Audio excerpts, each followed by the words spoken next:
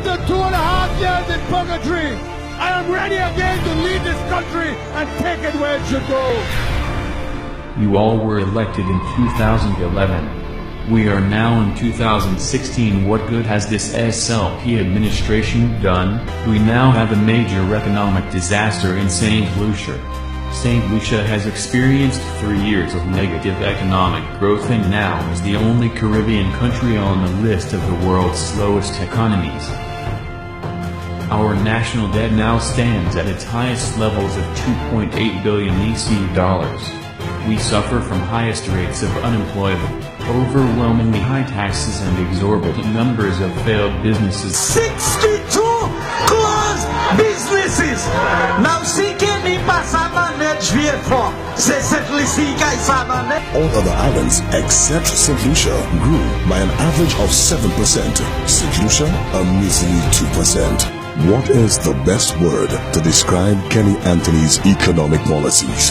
Kennynomics. Say no to Kennynomics.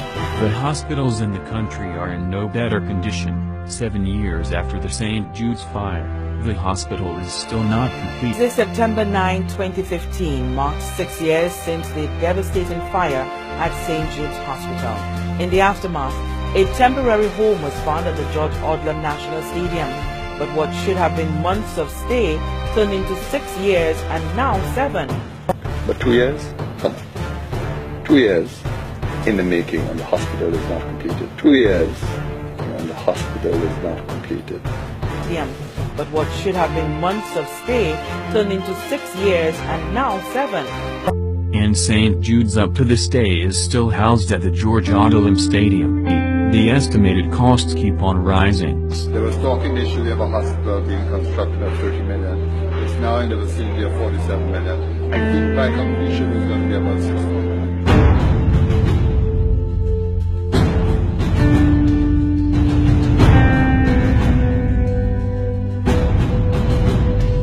I made absolutely clear that the amount we're talking about is not 45 million or 60 million. We're talking easily about $125 million. To this day, they don't know how that money is being spent, what the money is going into. Hospitals also lack basic equipment to operate properly. Take dialysis for example. Diabetic St. Lucians in need of dialysis are allegedly receiving inadequate care. There are over 150 people who are waiting to get on those dialysis machines, but are having to wait for somebody to die. This is not all. Here are some of Kenny's most notable lines. Dr. Anthony says with the country recording minus 5% growth in 2009, citizens can ill afford to pay more taxes. He says this is especially so on basic necessities like water and power. The economy is in deep recession. It does not need more taxation. It needs stimulation, not strangulation. The spin doctors can spin from now till the cows come home, but the reality is that will impose new areas of taxation on the people of St. Lucia. The economy is in deep recession. It does not need more taxation. Yet in your tenure, you implemented 15% VAT, doubled vehicular license fees, increased water costs by 66%, removed subsidies on white sugar, rice and flour and placed VAT on medicines. We need to tighten the laws regarding citizenship. I'm concerned the existing laws are far too liberal where that matter is concerned. The Lucia Liberal Party will vehemently oppose any such initiative. On Tuesday, July 28th, the Citizenship for Investment Bill was passed in the House of Assembly. On Wednesday, October 7th, Prime Minister Kenny Anthony made the global announcement for the introduction of the Citizenship for Investment program. Dr. Kenny Anthony would sit down with the workers, explain the situation, and come to a compromise. Kenny may be a ship in Wolf's Cloven. Tony is a wolf. Sheep clothes he wearing.